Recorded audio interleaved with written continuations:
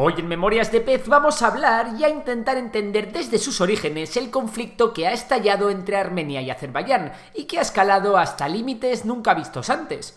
Ambos países se encuentran en lo que en la práctica es una guerra abierta, pero ¿de dónde sale esto? ¿Por qué ocurre esta guerra? ¿Quién la puede ganar? Pues ponte cómodo que empezamos. Lo primero que vamos a hacer es situar estos dos países. Se encuentran en pleno Cáucaso, entre el Mar Negro y el Mar Caspio. Como veis, el territorio de Azerbaiyán está dividido en dos. Ya veremos el porqué más adelante. Para explicar el conflicto nos vamos a ir bastante atrás en el tiempo. Para empezar, vamos a hablar del pueblo armenio. Un pueblo súper singular. Un pueblo con milenios de historia que tiene no solo su lengua propia, sino incluso su propio alfabeto. Históricamente, el pueblo armenio han estado en muchos países, actuales como pueden ser Irán o Rusia. Hay otra cosa y por supuesto importantísima. En el año 301, el pueblo armenio es el primer pueblo en adoptar el cristianismo como religión oficial. Por otro lado tenemos al pueblo azerí, o azerbaiyano, que es un pueblo túrquico, es decir, su idioma deriva del turco, que siempre ha habitado principalmente en la zona del Cáucaso y que adoptó el Islam chiita como religión. Aunque sí es verdad que Azerbaiyán es un estado laico y que, durante la época soviética, la población musulmana se secularizó bastante. El caso es que el Imperio Otomano se hizo con todo el Cáucaso, y las tensiones provocadas por la dominación turca al pueblo armenio hizo que el odio entre ambos pueblos, el turco y el armenio, fuese extremo. Hay que tener en cuenta que los actuales Armenia y Azerbaiyán se situaban en la frontera entre el Imperio Otomano y el ruso. De hecho, Armenia estuvo mucho tiempo dividida en dos. Durante la Primera Guerra Mundial, los turcos acusaron a los armenios de colaborar con la Rusia imperial, y comenzaron una serie de matanzas de armenios que se cobraron la vida de cerca de 1.500.000 armenios. El objetivo de este genocidio no era otro que la exterminación de la cultura armenia. Sin embargo, el Imperio Otomano cayó y prácticamente a la vez se produjo la Revolución Rusa, que hizo que el Imperio Ruso colapsase. Del colapso surgen las repúblicas de Armenia, Azerbaiyán y Georgia. Ni un año tardaron los pueblos armenios y azeríes en entrar en guerra. Sin embargo, la Unión Soviética entró allí con el Ejército Rojo y convirtió la zona en la República Socialista Federativa Soviética Transcaucásica. Y a partir de ese momento, todos soviéticos. Aquello a los soviéticos no les acabó de molar mucho, y lo que hicieron fue en 1936 separar esa República Soviética en tres, creando las Repúblicas Socialistas Soviéticas de Armenia, Azerbaiyán y Georgia. Y aquí viene la clave del conflicto.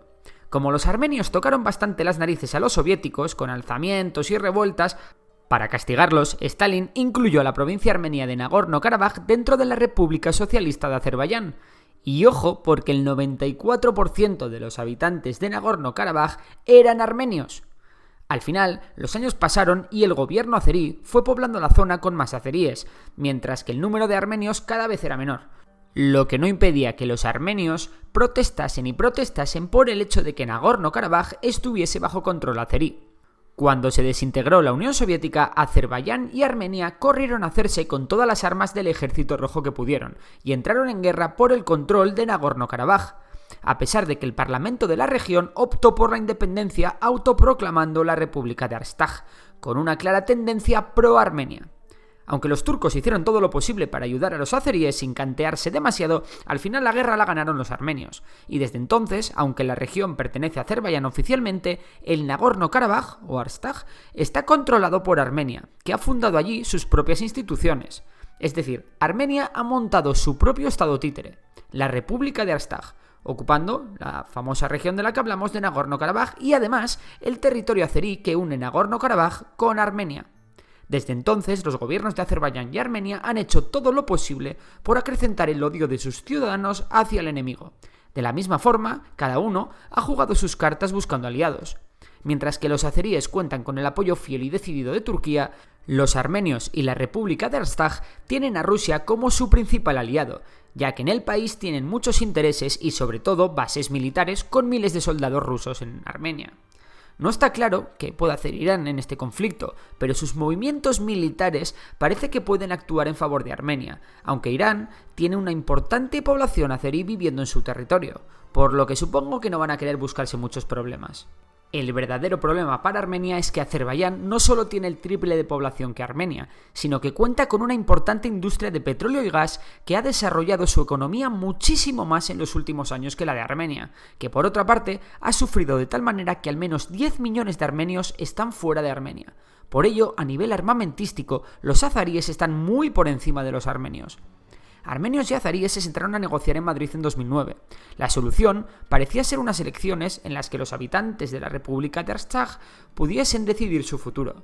Sin embargo, ninguno de los dos países han hecho mucho porque estas elecciones tuviesen lugar. Al fin y al cabo, los gobiernos tanto de Armenia como los de Azerbaiyán han sido gobiernos súper corruptos, a los que un enemigo externo les ha venido como Dios. En 2016, un nuevo conato de violencia con muertos durante varios días fue parado con un alto al fuego provisional. Pero eso no ha hecho más que alimentar el odio entre ambos bandos. En julio de 2020, una escaramuza entre las fuerzas de ambos países dejó 18 muertos. Pero todo eso quedó en nada en comparación con la crisis que acababa de estallar. Azerbaiyán, bien secundado por Turquía y por grupos de rebeldes sirios, atacaron la República de Artsaj. De esta forma estalló la guerra abierta de Azerbaiyán contra Armenia y la República de Artsaj. A pesar de que al principio las fuerzas armenias parecían aguantar, el ejército azerí se mostró muy superior a las fuerzas armenias. Además, los drones y las municiones merodeadoras turcas fueron claves en esta lucha, ya que se cebaron contra los blindados, los grupos de soldados y las posiciones fortificadas armenias. Armenia apenas contó con la ayuda de unos pocos mercenarios sirios cercanos al Assad y unas decenas de combatientes kurdos que no sirvieron prácticamente de nada. También contó con el apoyo logístico ruso. Tras algo más de un mes de combates, la toma de Susa, la segunda localidad más importante de la República de Artsaj por parte de Azerbaiyán, hizo que tanto artsajíes como armenios accediesen a llegar a un acuerdo de paz. El acuerdo garantizó a Azerbaiyán la recuperación de una gran parte del Nagorno-Karabaj, así como acceso a su enclave de Nakhchivan, que limita con Turquía e Irán. Rusia tomó parte en este acuerdo de paz desplegando 2.000 soldados, cuya función era garantizar la paz en la región, puesto que Azerbaiyán, sobre el papel, nunca se iba a atrever a atacar al ejército ruso. Sin embargo, la guerra de Ucrania lo iba a cambiar todo. ¿Por qué? Bueno, por varias cosas. Todavía no hemos hablado del papel de la Unión Europea en este conflicto. Y es que la Unión Europea tiene en teoría un mayor arraigo cultural con Armenia. Sin embargo, si hay algo que ha necesitado Europa desde el inicio del conflicto en Ucrania es gas. ¿Y quién tiene un montón de gas? Exacto, Azerbaiyán. De hecho, en julio de 2022, Azerbaiyán y la Unión Europea firmaron un acuerdo para duplicar el suministro de gas hasta 2027. Hablamos de nada más y nada menos de que Azerbaiyán va a suministrar a Europa 20.000 millones de metros cúbicos de gas anuales hasta 2027. Todo ello se llevará a cabo a través de una red de gasoductos que se estrenó en 2018 y que llegan a Europa sin pasar por Rusia. ¿Y esto qué quiere decir? Pues que Europa no va a mover un dedo por los armenios ante la nueva ofensiva azerí y se limitarán como mucho a hacer declaraciones en los medios de comunicación. Además, la guerra de Ucrania ha provocado que todo valga con tal de debilitar a Rusia y a sus aliados, y Armenia lo es. Espera, Borja, ¿acabas de decir nueva ofensiva azerí? Pues sí. Los azeríes y los turcos saben perfectamente que desde Occidente nadie les va a parar los pies, que Rusia está más débil que nunca y que los azeríes son muy superiores a los armenios. Por ello, el ejército de Azerbaiyán ha reanudado su ofensiva. Los combates vuelven a sucederse y se ha visto como los rusos ya no amedrentan a los azeríes, que bombardean a los armenios a placer. En esta nueva ofensiva, los azeríes no solo han cortado la comunicación de la República de Artsaj con Armenia, sino que además han atacado directamente territorio armenio. Armenia es miembro de la Organización del Tratado de Seguridad Colectiva, más conocido por sus siglas CSTO. Ya sabéis, una especie de alianza tipo OTAN que montó Rusia. El problema es que aunque Armenia ya ha pedido ayuda a esta organización, esta se ha negado a intervenir y acudir en ayuda de los armenios. Por ello, el gobierno armenio se debate entre negociar de nuevo con Azerbaiyán o ir de nuevo a la guerra, ya que teme que no presentar batalla pueda desembocar en una revolución interna. Sin embargo, Armenia todavía tiene una posibilidad, y es que Irán ha alzado la voz y ha advertido de que no tolerará ningún cambio en la frontera entre ambos países. De hecho, ha movilizado a sus fuerzas militares hacia la frontera con Azerbaiyán. El tiempo nos dirá si es un farol iraní o si de verdad están dispuestos a acudir en defensa de Armenia. En 2020 no intervinieron, veremos esta vez. Otra sorpresa que nos ha dado el conflicto ha sido la visita de Nancy Pelosi a Armenia. Ya sabéis que Nancy Pelosi es la presidenta de la Cámara de Representantes de los Estados Unidos y ha visitado Armenia en septiembre de 2022. En teoría, Estados Unidos también debería estar interesada en debilitar a Rusia y a sus aliados, por lo que tiene sentido que Estados Unidos vaya en contra de Armenia. Entonces, ¿qué hacía en Ereván una representante de Estados Unidos? Bueno, primero hay que decir que las relaciones entre Estados Unidos y Armenia históricamente no han sido del todo malas. De hecho, Joe Biden ha reconocido el genocidio armenio a manos del Imperio Otomano, algo bastante polémico puesto que Turquía niega este hecho.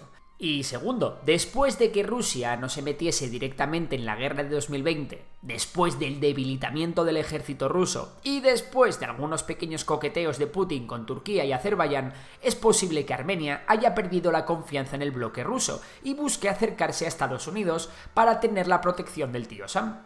Por último, hablemos del papel de Israel. Aunque parezca curioso en este conflicto, Israel se posiciona a favor de Azerbaiyán, de quien importa petróleo y quien es un potencial enemigo de Irán. Así que ya sabéis, el enemigo de mi enemigo puede ser mi amigo. Y esto es todo. Desde Memorias de Pez estaré atento a cualquier novedad que haya en el conflicto. Si te ha gustado el vídeo ya sabes que puedes darle a like, suscribirte y activar la campanita para que te lleguen las notificaciones. Y te puedes hacer miembro del canal, que ya hay bastantes vídeos en oculto que podrás ver antes que nadie. También puedes seguir a Memorias de PC en el resto de redes sociales. Por lo demás nada, un saludo y hasta la próxima.